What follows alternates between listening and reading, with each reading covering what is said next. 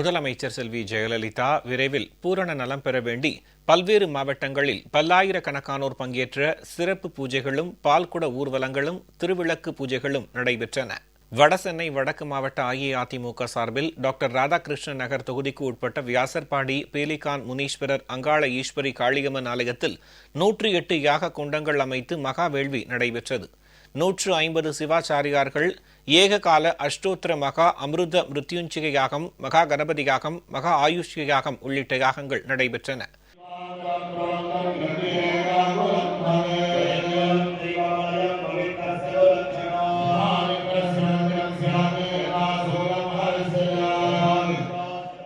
பல்லாயிரக்கணக்கான கழக தொண்டர்களும் பொதுமக்களும் இந்த மகா வேள்வியில் பங்கேற்று முதலமைச்சர் செல்வி ஜெயலலிதா மிக விரைவில் பூரண நலம் பெற வேண்டி மனமுருக வழிபட்டனர்.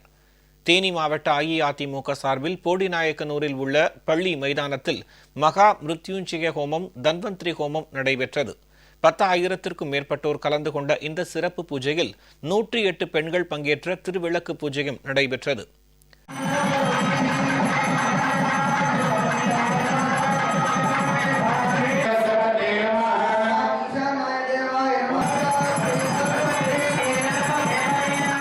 வடசென்னை தெற்கு மாவட்ட அஇஅதிமுக சார்பில் முதலமைச்சர் செல்வி ஜெயலலிதா விரைவில் பூரண நலம் பெற வேண்டி புரசைவாக்கத்தில் 2001 விளக்குகள் ஏற்றி பெண்கள் மாபெரும் விளக்கு பூஜை நடத்தினர்.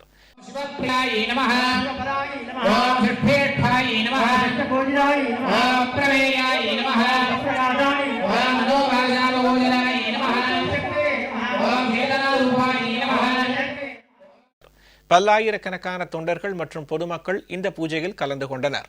அன்னதானமும் வழங்கப்பட்டது. விருதுநகர் மாவட்டம் சிவகாசி நகர கழகம் சார்பில் 20,000க்கும் மேற்பட்ட பெண்கள் பால்குடம் சுமந்தும் குலவையிட்டும் முக்கிய வீதிகள் வழியாக ஊர்வலமாக சென்று அருள்மிகு பத்ரகாளியம்மன் கோவிலில் பாலபிஷேகம் செய்து வழிபட்டனர்.